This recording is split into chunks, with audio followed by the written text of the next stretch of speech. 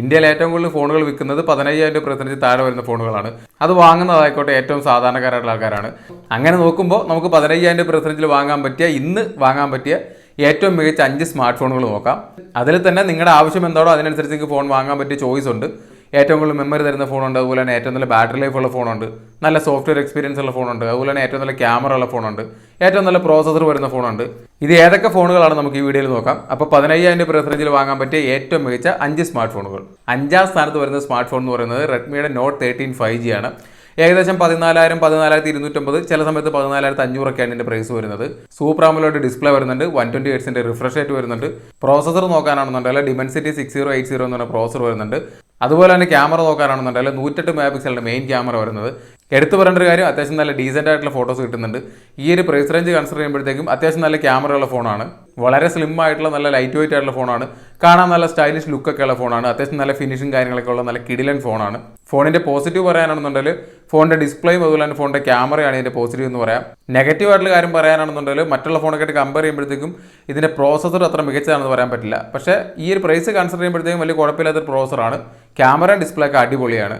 ഇനി 4ാം സ്ഥാനത്ത് വരുന്ന ഫോൺ ഏതാണെന്ന് നോക്കാനാണെന്നുണ്ടെങ്കിൽ മോട്ടറോളയുടെ G64 എന്ന് പറഞ്ഞ ഫോണാണ്. 5G ഫോണാണ്. ഇതിന് പ്രൈസ് നോക്കാനാണെന്നുണ്ടെങ്കിൽ 12 GB റാമും അതുപോലെ തന്നെ 256 GB മെമ്മറിയുള്ള വേരിയന്റിന് ഏകദേശം 15,000 രൂപയാണ് പ്രൈസ് വരുന്നത്. ഈ ഒരു പ്രൈസ് റേഞ്ചിൽ വാങ്ങാൻ പറ്റിയ ഏറ്റവും കൂടുതൽ മെമ്മറി ഉള്ള അതുപോലെ തന്നെ ഏറ്റവും കൂടുതൽ റാം ഉള്ള ഒരു ഫോൺ ഇത് തന്നെയാണ്. ഫോണിന്റെ പ്രോസസർ നോക്കാനാണെന്നുണ്ടെങ്കിൽ Dimensity 7025 എന്ന പ്രോസറാണ്. അത്യാവശ്യം കുഴപ്പമില്ലാത്തൊരു പ്രോസറാണ്. ഏകദേശം 5 ലക്ഷത്തിനടുത്തൊക്കെ ആൻഡ്രോയിഡ് സ്കോറും കാര്യങ്ങളൊക്കെ വരുന്നുണ്ട്. 120 Hz റിഫ്രഷ് ആയിട്ടുള്ള ഡിസ്പ്ലേ ഒക്കെ വരുന്നുണ്ട്. അതുപോലെ തന്നെ 5000 mAh ബാറ്ററി, 33 വാട്ടിന്റെ ഫാസ്റ്റ് ചാർജറും പിന്നെ IP റേറ്റിംഗ് കാര്യങ്ങളൊക്കെ വരുന്നുണ്ട്. അത്യാവശ്യം വെള്ളം നനഞ്ഞാലൊന്നും വലിയ പ്രശ്നമൊന്നുമില്ല. ക്യാമറ നോക്കാനാണെന്നുണ്ടെങ്കിൽ 50 മെഗാ പിക്സലിന്റെ മെയിൻ ക്യാമറ വരുന്നത്. അതുപോലെ തന്നെ 8 മെഗാ പിക്സലിന്റെ അൾട്രാ വൈഡ് ആംഗിൾ ലെൻസ് ഒക്കെ വരുന്നുണ്ട്. Android 14 ഫോൺ വരുന്നത്. പിന്നെ മോട്ടറോളയുടെ ഫോൺ ആയതുകൊണ്ട് അറിയാലോ, നല്ല ക്ലീൻ ആയിട്ടുള്ള UI ആണ്. യൂസ് ചെയ്യാനൊക്കെ വളരെ സിമ്പിൾ ആയിരിക്കും. ഫോണിന്റെ പോസിറ്റീവ് പറയാനാണെന്നുണ്ടെങ്കിൽ മെമ്മറിയാണ്. 256 GB മെമ്മറിയും അതുപോലെ തന്നെ 12 GB റാമും ഈ പ്രൈസ് റേഞ്ചിൽ വേറെ ഒരു ഫോണിലും വരുന്നില്ല. അതുപോലെ തന്നെ ക്ലീൻ ആയിട്ടുള്ള UI ആണ്. ഇത് രണ്ടുമാണ് ഇതിന്റെ പോസിറ്റീവ് പറയാനായിട്ട്. പിന്നെ നെഗറ്റീവ് പറയാനാണെന്നുണ്ടെങ്കിൽ ക്യാമറ ഇതിന്റെ നെഗറ്റീവ് എന്ന് പറയാം. അതുപോലെ തന്നെ ഡിസ്പ്ലേ ഇതിന്റെ ഒരു നെഗറ്റീവ് എന്ന് പറയാം. അത്ര ബ്രൈറ്റ് ആയിട്ടുള്ള ഡിസ്പ്ലേ ഒന്നുമല്ല. 120 Hz റിഫ്രഷ് റേറ്റും കാര്യങ്ങളൊക്കെ വരുന്നുണ്ട്. പക്ഷേ അത്ര ബ്രൈറ്റ് ആയിട്ടുള്ള ഡിസ്പ്ലേ അല്ല. ഒരു ആവറേജ് ക്യാമറ മാത്രമാണ്. ബാക്ക് സൈഡിലെ ക്യാമറ അത്യാവശ്യം കുഴപ്പമില്ലാത്ത ഫോട്ടോസാണ്. പക്ഷേ സെൽഫി ക്യാമറ എടുക്കുന്ന ഫോട്ടോസ് ഒന്നും അത്ര നല്ല ഫോട്ടോസ് അല്ല. ഇനി 3ാം സ്ഥാനം നോക്കാനാണെന്നുണ്ടെങ്കിൽ റിയൽമിയുടെ Narzo 70 Pro എന്ന് പറഞ്ഞ ഫോണാണ്. ഈ റിയൽമിയുടെ ഫോണിനകത്ത് വരാനുള്ള ഒരു മെയിൻ കാരണം എന്ന് പറയുന്നത് അതിൻ്റെ ക്യാമറയാണ്. 15,000 രൂപ പ്രൈസ് റേഞ്ച് അല്ല, ഏകദേശം ഒരു 20,000 രൂപ പ്രൈസ് റേഞ്ച് കൺസിഡർ ചെയ്താലും ഈ ഒരു പ്രൈസ് റേഞ്ചിൽ വാങ്ങാൻ പറ്റിയ ഏറ്റവും മികച്ച ക്യാമറ ഉള്ള ഫോൺ ഇത് തന്നെയാണ്. വേറൊന്നുമല്ല, 50 മെഗാ പിക്സലിൻ്റെ സോണിയുടെ IMX890 എന്ന് പറഞ്ഞാൽ കിടിലൻ സെൻസർ വരുന്നുണ്ട്. അതും 20,000 രൂപ പ്രൈസ് റേഞ്ച് താഴെ. 20,000 അല്ല, നമുക്കതിൻ്റെ ബേസ് മോഡൽ 15,000 രൂപ തൊട്ട് മേടിക്കാൻ കിട്ടും. ആ ഒരു പ്രൈസ് റേഞ്ചിൽ നമുക്ക് ഇതിലും നല്ല മികച്ച ഒരു ക്യാമറ ഉള്ള ഫോൺ ഇല്ലയെന്ന് തന്നെ പറയാം. 8 മെഗാ പിക്സലിൻ്റെ അൾട്രാ വൈഡ് ആംഗിൾ ലെൻസും അതുപോലെ തന്നെ ഒപ്റ്റിക്കൽ ഇമേജ് സ്റ്റെബിലൈസേഷൻ കാര്യങ്ങളൊക്കെ വരുന്നുണ്ട്. ഇനി ബാക്കിയുള്ള കാര്യങ്ങൾ നോക്കാനാണെന്നുണ്ടെങ്കിൽ AMOLED ഡിസ്പ്ലേ വരുന്നുണ്ട്, 120 Hz റിഫ്രഷ് റേറ്റ് വരുന്നുണ്ട്. അതുപോലെ തന്നെ പ്രോസസർ ആണെന്നുണ്ടെങ്കിൽ Dimensity 7050 എന്ന് പറഞ്ഞാൽ വലിയ കുഴപ്പമില്ലാത്തൊരു പ്രോസസർ വരുന്നുണ്ട്. പ്രൈസ് റേഞ്ച് കൺസിഡർ ചെയ്യുമ്പോൾ അത്യാവശ്യം നല്ല പ്രോസറാണ്. 5000 mAh ബാറ്ററി വരുന്നുണ്ട്. അതുപോലെ തന്നെ 33 വാട്ട് ഫാസ്റ്റ് ചാർജർ വരുന്നുണ്ട്. ഞാൻ നേരത്തെ പറഞ്ഞ പോലെ നിങ്ങളുടെ 15,000 രൂപ ബഡ്ജറ്റിൽ നിങ്ങൾക്ക് ഏറ്റവും മികച്ച ക്യാമറ ഉള്ള ഫോൺ വേണമെന്നുണ്ടെങ്കിൽ കണ്ണും പൂട്ടി ഫോൺ വാങ്ങാം. വേറെ ഓപ്ഷൻ ഒന്നുമില്ല.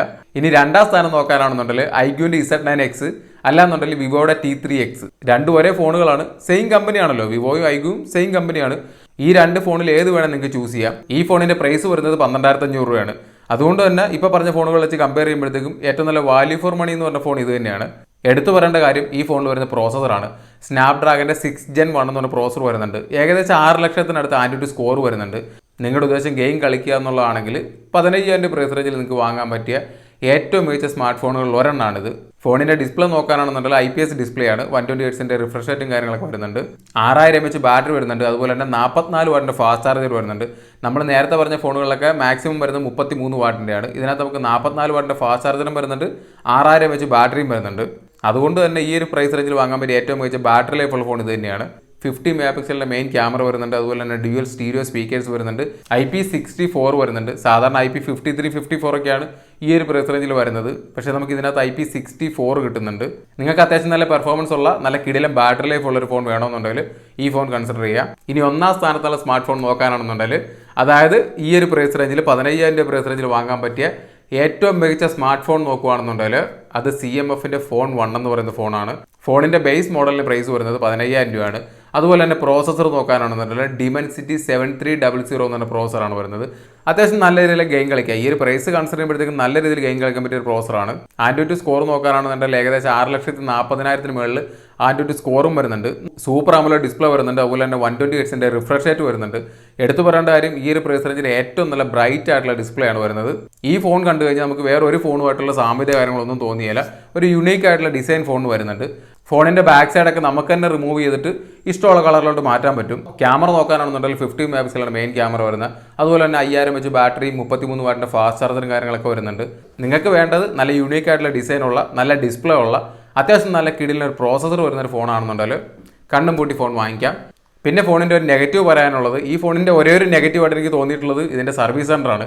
വേറെ ഒന്നുമല്ല, ഞാൻ നേരത്തെ ഒരു വീഡിയോ ചെയ്തിട്ടുണ്ട് ഈ ഫോൺ വാങ്ങരുതെന്നും പറഞ്ഞിട്ട്. ആ വീഡിയോ വേണമെങ്കിൽ അതിൻ്റെ മേളിൽ കൊടുക്കാം. അത് കണ്ടു കഴിഞ്ഞാൽ നിങ്ങൾക്ക് എന്തുകൊണ്ടാണ് ഞാൻ വാങ്ങരുതെന്ന് പറഞ്ഞാൽ മനസ്സിലാവും. ഈ ഫോൺ വളരെ നല്ല ഫോണാണ്, കിടിലൻ ഫോണാണ്. സ്പെക്ക് വൈസ് ആയിക്കോട്ടെ, ഇതിൻ്റെ ബിൽ ക്വാളിറ്റി ആയിക്കോട്ടെ, എല്ലാം നല്ലതാണ്. പക്ഷേ സർവീസ് സെൻറ്ററിൽ പോയിട്ടുള്ള പലർക്കും നെഗറ്റീവായിട്ടുള്ള അനുഭവമുണ്ട്. അതുകൊണ്ട് തന്നെ നിങ്ങൾ വാങ്ങുവാണെന്നുണ്ടെങ്കിൽ സർവീസ് സെൻറ്ററിനെ പറ്റിയുള്ള കാര്യങ്ങളൊക്കെ അന്വേഷിച്ചിട്ട് മാത്രം വാങ്ങുക. എനിക്ക് പേഴ്സണലി സർവീസ് സെൻറ്ററിൽ നിന്ന് നെഗറ്റീവായിട്ടുള്ള അനുഭവം ഉണ്ട്. അതുകൊണ്ടാണ് ഞാൻ നെഗറ്റീവായിട്ട് പറയുന്നത്. മേ ബി എല്ലാ സർവീസ് സെൻറ്ററിലും ഒരേപോലെ ആകണമെന്നില്ല. എൻ്റെ ഒരു അഭിപ്രായത്തിൽ നിങ്ങൾക്ക് 15,000 രൂപ പ്രൈസ് റേഞ്ചിൽ വാങ്ങാൻ പറ്റിയ ഏറ്റവും മികച്ച സ്മാർട്ട് ഫോണുകൾ ലിസ്റ്റാണ് ഞാൻ പറഞ്ഞത്. ഇനി ഇതിനകത്ത് ഉൾപ്പെടാത്ത ഏതെങ്കിലും ഫോൺ നല്ലതായിട്ട് നിങ്ങൾക്ക് തോന്നുന്നുണ്ടെങ്കിൽ നിങ്ങൾ താഴെ ജസ്റ്റ് ഒന്ന് കമൻറ്റ് ചെയ്ത് തരും. അതുപോലെ തന്നെ ഞാനിപ്പോൾ പറഞ്ഞ ലിസ്റ്റിലുള്ള ഫോൺ നിങ്ങൾ യൂസ് ചെയ്യുന്നുണ്ടെങ്കിലും താഴെ ജസ്റ്റ് ഒന്ന് കമൻറ്റ് ചെയ്തേക്കുക. അപ്പോൾ ഇന്നത്തെ വീഡിയോയിൽ ഇത്രയേ ഉള്ളൂ. നമുക്ക് വേറെ വീഡിയോ ആയിട്ട് അടുത്ത ദിവസം കാണാം.